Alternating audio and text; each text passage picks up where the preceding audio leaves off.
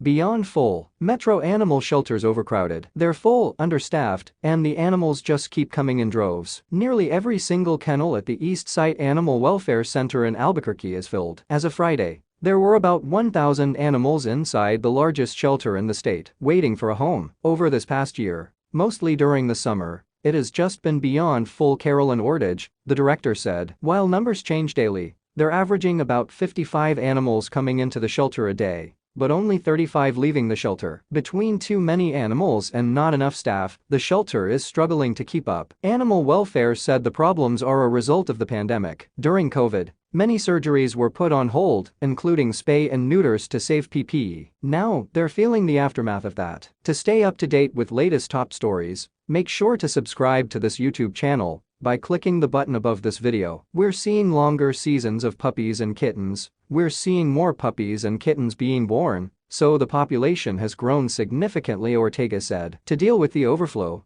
the shelter started a new way of accepting animals. If you want to give your animal to the shelter, you have to make an appointment. Animal welfare said it doesn't stop the intake, but delays it, so they have time to do an adoption, clean the cage, and then accept the animal. In 2020, we really appealed to the community to help us clear out the shelter. Now, we're just appealing to the community to help us slow down the pace, Ortega said. The weight is being felt in the county too. The Bernalillo County Animal Care and Resource Center has gotten to the point where, in some cases, they can't pick up every stray animal because of capacity and the lack of animal control officers. It's really hard to pick up every stray, and a lot of times when an officer would get there the stray was gone, Larry Galegas, the communication specialist for Bernalillo County, said. They have seen many animals adopted during the pandemic come back to the shelter because people went back to work or had money problems. Animal adoption is down because of the economy. Some people are trying to surrender their animals because they can't afford to feed them anymore, or they can't afford the doctor bills, Galegas said. The shelter is also giving out cat and dog food free to families that are in need. Shelters across New Mexico are working together to combat the issue. They're holding more adoption events and keeping all adoptions free.